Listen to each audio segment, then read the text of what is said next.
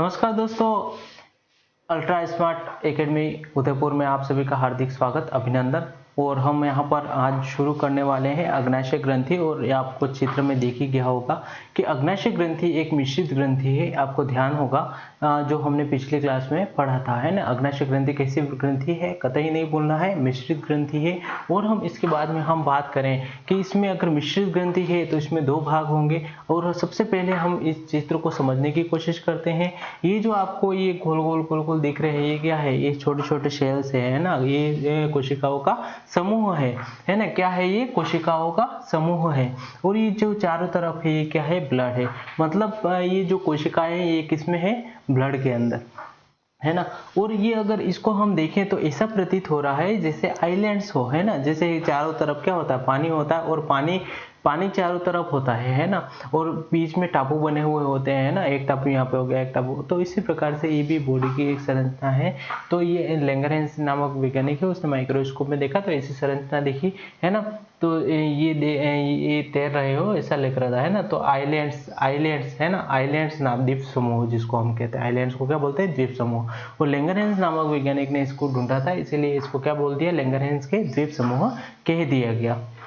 और बात करें कि ये जो लैंगरहैंस जो हमारा बात करें, जो ये द्रव पार्ट है, जो लिक्विड पार्ट है, ये कौन सा पार्ट कहलाएगा? Exocrine part. Clear.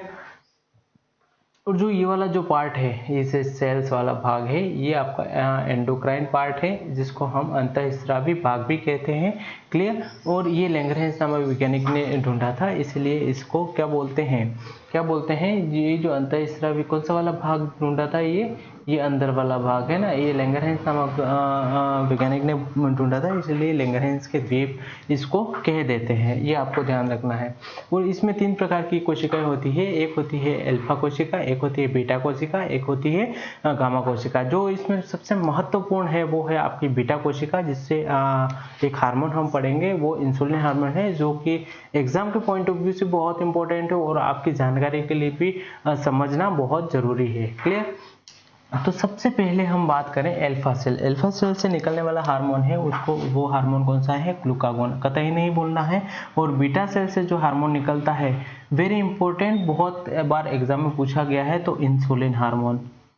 Insulin hormone. Clear है ना। Insulin hormone. और हम बात करें गामा सेल से कौन सा हार्मोन निकलता है, तो सोमेटोस्टेटिन। क्लियर। तो यहाँ पर अल्फा सेल से निकलने वाले हार्मोन जो था ग्लूकागोन, इसके बारे में हमने देखा। बीटा सेल से निकलने वाला जो हार्मोन है इंसुलिन, इसको देखा। और गामा सेल से निकलने वाला जो हार्मोन है उसको हमने देखा, जो है सोमेटोस्टेटिन। क्लियर। ठीक है ना। तो तीन प्रकार की यहाँ पर सेल है। और अग्नाशय की जो ग्रंथि है उसके बारे में हम कुछ चीजें हम यहाँ पर नोट करने की कोशिश करेंगे। जैसे हम बात करें कि अग्नाशय ग्रंथि के दो भाग होते हैं। एक बार आप ये उतारेंगे, इसके बाद में हम एक एक चीज नोट करते हुए चलेंगे। तो सबसे पहले आपने ये चीजें उतार ली होगी। अग्नाशय ग्रंथि, है ना। अग्नाशय ग्रंथि में आप लिखेंगे, ये उतारने के बाद आप लिखेंगे अग्नाशय ग्रंथि के दो भाग होते हैं। अग्नाशय ग्रंथि के दो भाग होते हैं। सबसे पहले तो ये एक होता है एंडोक्राइन पार्ट और एक होता है इसका द्रव भाग बाह्य स्रावी भाग बनाता है। इसका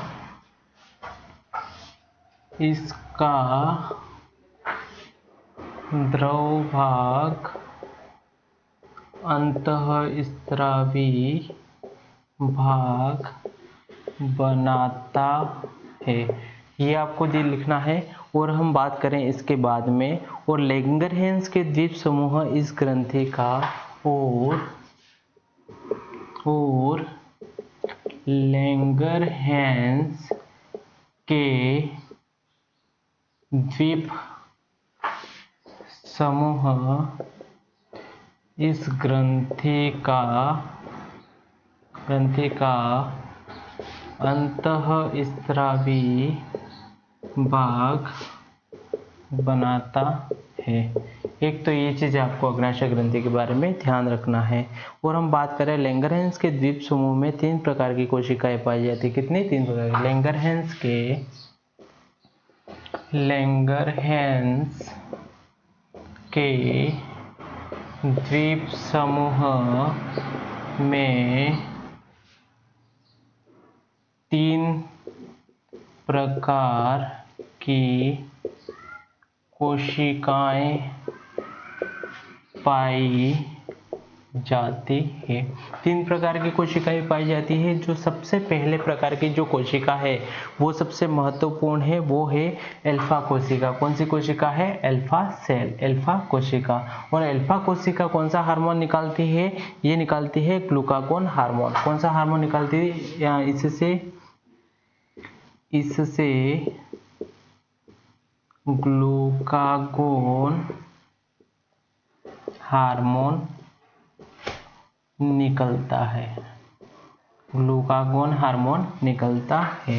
और इस ग्लूकागोन हार्मोन का सबसे महत्वपूर्ण जो कार्य है वो है ग्लाइकोजन से ग्लूकोज का निर्माण करना। ग्लाइकोजन से किसका निर्माण करना? ग्लूकोज का निर्माण करना इसका मुख्य कार्य है। Clear student? ये चीजें हमें नहीं बोलनी है। जो अल्फा सेल है उससे ग्लूकागोन हार्मोन निकलता है। कौन सा हार्मोन निकलता है? ग्लूकागोन हार्मोन निकलता है ना। कौन सा हार्मोन निकल रहा है? ग्लूकागोन हार्मोन निकल रहा है। और इस ग्लूकागोन हार्मोन का मुख्य कार्य क्या है? जो ग्लाइकोजन है बॉडी के अंदर उसको किस में कन्वर्ट करना? ग्लूकोज के अंदर कन्वर्ट करना इसका मुख्य कार्य है। फिर हम इसके बाद में एक बार तो आप इसको नोट डाउन करेंगे और नोट डाउन करने के बाद में हम इसके बाद में हम देखेंगे जो आपकी बीटा सेल है ना, और गामा सेल है, उसके बारे में हम थोड़ी सी चर्चाएं यहाँ पर कर लेते हैं, है ना। आपने उतार लिया होगा, यहाँ पर नोट डाउन कर लिया होगा सारी चीजें। तो हम जो दूसरी जो प्रकार की जो कोशिका है अग्नाशय ग्रंथि में, जो पहली तो थी वो अल्फा सेल थी। अब हम दूसरी कोशिका की बात करेंगे। जो दूसरी कोशिका है ना, जो दूसरी कोशिका है दूसरे नंबर की, वो है आपकी बीटा सेल। कैसी? Beta cell. और बीटा सेल से जो निकलने वाला जो हार्मोन है इंसुलिन हार्मोन। कौन सा हार्मोन है? Insulin hormone. तो इसके बारे में भी हम थोड़ी सी लिख लेते हैं थोड़ा सा। इससे इंसुलिन हार्मोन स्रावित होता है। इससे इंसुलिन हार्मोन स्रावित होता है। क्लियर? और क्या चीज ध्यान रखनी है बीटा सेल्स के बारे में? इंसुलिन हार्मोन का काम करता है ग्लूकोज से ग्लाइकोजन का निर्माण करना। ग्लूकोज से ग्लूकोज, है ना, ग्लूकोज से ग्लाइकोजन का निर्माण करना। ठीक है, ये लैंग्वेज में लिख लीजिएगा। फिर हम बात करें तीसरी प्रकार की जो सेल है वो है गामा सेल। और यहाँ से एक हार्मोन निकलता है। इससे सोमेटोस्टेटिन हार्मोन स्रावित होता है। Clear student? और सबसे जो गामा सेल है वो भी आपका इम्पोर्टेंट है। और इसका मुख्य काम है जो भी आपके ये जो अल्फा सेल से जो ग्लूकागोन हार्मोन निकल रहा है, जो बीटा सेल से इंसुलिन हार्मोन निकल रहा है, इस पर नियंत्रण रखना। क्लियर? तो ये गामा सेल है वो भी बहुत इम्पोर्टेंट है। इसमें आप लिख लीजिएगा कि जो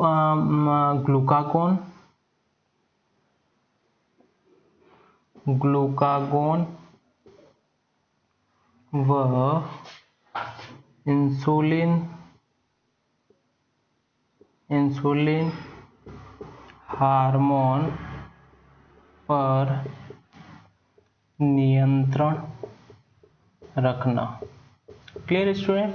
तो हम बात करें कि जो आपकी बात करें कि अल्फा सेल, बीटा सेल और बात करें अल्फा सेल और बीटा सेल, है ना। तो यहाँ पर हम बात कर रहे हैं कि यहाँ अल्फा सेल हमने देखा ग्लूकागोन, बीटा सेल से जो हार्मोन निकल रहा है वो इंसुलिन हार्मोन है और सोमेटोस्टेटिन है वो गामा सेल से निकल रहा है। लेकिन गामा सेल का जो मुख्य कार्य ये है कि जो अल्फा सेल से जो ग्लूकागोन जो हार्मोन निकल रहा है, जो बीटा सेल से जो इंसुलिन हार्मोन निकल रहा है, उन दोनों पर नियंत्रण रखना कि कब ग्लाइकोजन की जरूरत है और कब ग्लूकोज कितनी मात्रा में इसको कन्वर्ट करना है, वो सारी निगरानी कौन रखेगा, ये रखेगा आपका गामा सेल रखेगा। तो यहाँ पर अल्फा सेल भी बहुत इंपॉर्टेंट है और बीटा सेल भी बहुत इंपॉर्टेंट है और गामा सेल भी बहुत इंपॉर्टेंट है। तो एग्जाम के पॉइंट ऑफ व्यू से देखा जाए तो आपका इंसुलिन हार्मोन बहुत ही इंपॉर्टेंट होने वाला है। और यहाँ पर अगर हम देखें कि जो इंसुलिन की कहानी है ना, इंसुलिन, तो जो इंसुलिन जो हार्मोन है उसके बारे में हम बहुत ही विस्तृत रूप से हम यहाँ पर चर्चाएं करने वाले हैं, जो इंसुलिन हार्मोन है उसके बारे में। तो आज की क्लास हम यहीं तक रखते हैं, इंसुलिन के बारे में हम नेक्स्ट क्लास में चर्चाएं करेंगे। धन्यवाद, जय हिंद, जय भारत।